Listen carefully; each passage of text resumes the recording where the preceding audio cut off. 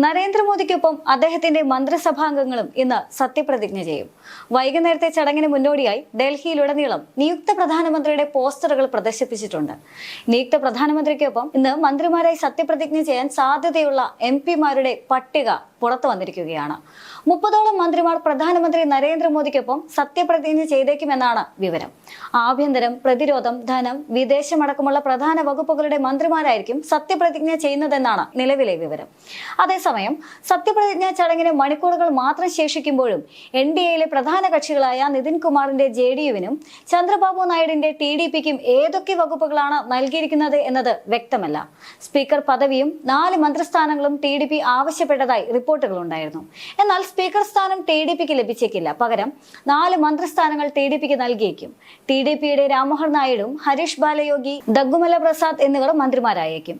Speaker സ്ഥാനം സംബന്ധിച്ച് ചർച്ച തുടർന്നേക്കാനാണ് സാധ്യത. സർക്കാരിനെ പുറത്തുനിന്ന് പിന്തുണയ്ക്കാനുള്ള സാധ്യത TDP പരിശോധിക്കുന്നതായി പാർട്ടി വൃത്തങ്ങൾ സൂചന നൽകുന്നുണ്ട്.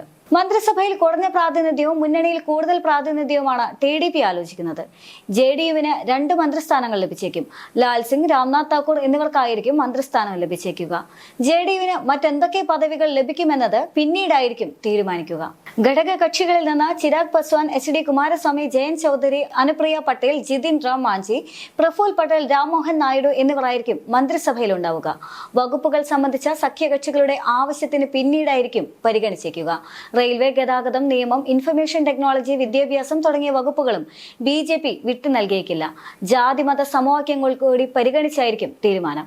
ഇനി നിയുക്ത പ്രധാനമന്ത്രി നരേന്ദ്രമോദിക്കൊപ്പം സത്യപ്രതിജ്ഞ ചെയ്യുന്ന എല്ലാ മന്ത്രിമാരുടെയും പട്ടിക പരിശോധിച്ചാൽ രാജ്നാഥ് സിംഗ്, നിതിൻ ഗഡ്കരി, അമിത് ഷാ, നിർമ്മല സീതാരാമൻ, അശ്വിനി വൈഷ്ണവ്, മൻസുഖ് മാണ്ഡവ്യ, അർജുൻ മേഘ്വാൾ, ശിവരാജ് സിംഗ് ചൗഹാൻ, K. അണ്ണാമലൈ, സുരേഷ് ഗോപി, മനോഹർ ലാൽ ഖട്ടർ, സർബാനന്ദ് സോനോവാൾ, കിരൺ റിജിജു, റാവി ഇന്ദർജിത്ത്, ജിതേന്ദ്ര സിംഗ്, കമൽ സിംഗ് ഷെരാവത്ത്, രക്ഷ ഗഡ്സെ, G. കിഷൻ റെഡ്ഡി, ഹർദീപ് സിംഗ് പുരി, ഗിരിരാജ് സിംഗ്, നിത്യാനന്ദ് റായ്, ബണ്ടി സഞ്ജയ് കുമാർ, പങ്കജ് ചൗധരി, BL വർമ്മ, അന്നപൂർണ ദേവി, രവനീത് സിംഗ് ഭിട്ടു, ശോഭ കരന്തലജെ, ഹർഷ് മൽഹോത്ര, ജിതിൻ പ്രസാദ തുടങ്ങിയവർ മന്ത്രിമാരായേക്കും.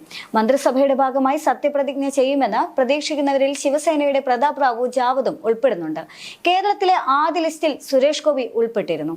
തുടർച്ചയായി 3ാം തവണയും ഇന്ത്യയുടെ പ്രധാനമന്ത്രി നരേന്ദ്രമോദി ഇന്ന് വൈകുന്നേരം 7:15 സത്യപ്രതിജ്ഞ ചെയ്യും. മുൻ പ്രധാനമന്ത്രി ജവഹർലാൽ നെഹ്റുവിന് ശേഷം തുടർച്ചയായി 3ാം തവണയും തെരഞ്ഞെടുക്കപ്പെടുന്ന ആദ്യ നേതാവാണ് അദ്ദേഹം. എന്നാൽ മന്ത്രിമാരുടെ പട്ടിക വരുന്നതിന് മുന്നോടിയായി നിർമ്മല സീതാരാമൻ, അമിത് ഷാ തുടങ്ങിയ മുൻ മന്ത്രിസഭയിലെ പ്രമുഖരെല്ലാം തന്നെ 3ാം സർക്കാരിലും ഉണ്ടാകുമോ എന്ന് ഉറ്റുനോക്കപ്പെട്ടിരുന്നു. അമിത് ഷാ, നിർമ്മല സീതാരാമൻ എന്നിവർ സംഘടനാ രംഗത്തേക്ക് മടങ്ങണമെന്നുള്ള അഭിപ്രായം പരക്കെ ഉയർന്നിരുന്നു.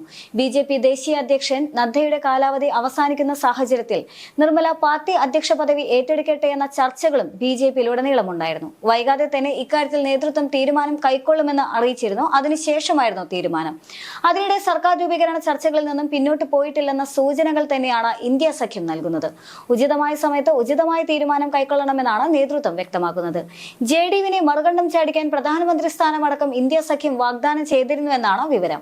NDAയ്ക്കൊപ്പം ഉറച്ചു നിൽക്കുമെന്ന് പറയുമ്പോഴും ആവശ്യങ്ങൾ അംഗീകരിക്കപ്പെട്ടില്ല എങ്കിൽ നിതീഷ് തീരുമാനം തിരുത്തേക്കുമെന്ന് തന്നെയാണ് ഇന്ത്യ സഖ്യത്തിന്റെ വിശ്വാസം. ജാതി സർവേ നടത്തണമെന്നും അഗ്നിവീർ പദ്ധതി നിർത്തലാക്കണമെന്നും അടക്കമുള്ള ആവശ്യങ്ങൾ JDU മോദി സർക്കാരിന് മുന്നിൽ വെച്ചിരുന്നു.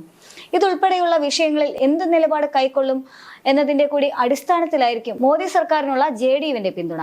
എന്തായാലും തനിച്ച് ഭൂരിപക്ഷം ലഭിക്കാത്ത സാഹചര്യത്തിൽ സമവായമില്ലാതെ മുന്നോട്ട് പോവുക BJPക്ക് അത്ര എളുപ്പമല്ല. ആന്ധ്രാപ്രദേശിൽ 16 ലോക്സഭാ സീറ്റുകൾ നേടിയതിന് പിന്നാലെ 4 വകുപ്പുകളും പാർലമെന്ററി സ്പീക്കർ സ്ഥാനവും TDP ആവശ്യപ്പെട്ടിരുന്നു. 12 സീറ്റ് നേടിയ JDU 2 കേബിനറ്റ് സ്ഥാനവും ആവശ്യപ്പെട്ടിരുന്നു. ലോക്സഭാ തെരഞ്ഞെടുപ്പിൽ കഴിഞ്ഞ തവണ വമ്പൻ ജയം ആവർത്തിക്കാമെന്ന് കരുതി ഇറങ്ങിയ BJPക്ക് പക്ഷേ ഇക്കുറി കാര്യങ്ങൾ അത്ര എളുപ്പമായിരുന്നില്ല. ഇത്തവണ ഒറ്റയ്ക്ക് ഭൂരിപക്ഷം നേടാമെന്ന BJPയുടെ മോഹം പാഴായെന്ന് മാത്രമല്ല, അതിൽ തന്നെ ഒട്ടേറെ സീറ്റുകൾക്ക് പിന്നിലായാണ് അവർ മത്സരം അവസാനിപ്പിക്കുന്നതും. ഭൂരിപക്ഷത്തിന് ആവശ്യമായ 272 സീറ്റിൽ നിന്ന് BJP 240 സീറ്റുകൾ മാത്രം നേടിയതോടെ നിതീഷ് കുമാറും ചന്ദ്രബാബു നായിഡുവും കിങ് മേക്കർ ആവുകയായിരുന്നു. 543 അംഗ ലോക്സഭയിൽ NDA ഇത്തവണ 293 സീറ്റുകളാണ് നേടിയത്. ഇതോടെ 3ാം തവണയും മോദി സർക്കാർ തന്നെ അധികാരത്തിലെത്തുമെന്ന് ഉറപ്പായി. ഇന്ന് നടക്കുന്ന സത്യപ്രതിജ്ഞ ചടങ്ങ് കഴിയുന്നതോടെ 3ാം തവണയും പ്രധാനമന്ത്രിയായി നരേന്ദ്രമോദി അധികാരമേറ്റെടുക്കുകയാണ്. ഇതോടെ ഇന്ത്യയുടെ ആദ്യ പ്രധാനമന്ത്രി ജവഹർലാൽ നെഹ്റുവിന്റെ നേട്ടത്തിന് ഒപ്പമെത്തുകയാണ് നരേന്ദ്രമോദിയും എന്നതും ശ്രദ്ധേയം തന്നെയാണ്. സത്യപ്രതിജ്ഞാ ചടങ്ങിൽ ബംഗ്ലാദേശ്, ശ്രീലങ്ക, നേപ്പാൾ, ഭൂട്ടാൻ, മാലദ്വീപ്, മൗറീഷ്യസ് എന്നീ അയൽ രാജ്യങ്ങളിലെ പ്രമുഖ നേതാക്കൾ പങ്കെടുക്കുമെന്നും അറിയിച്ചിട്ടുണ്ട്.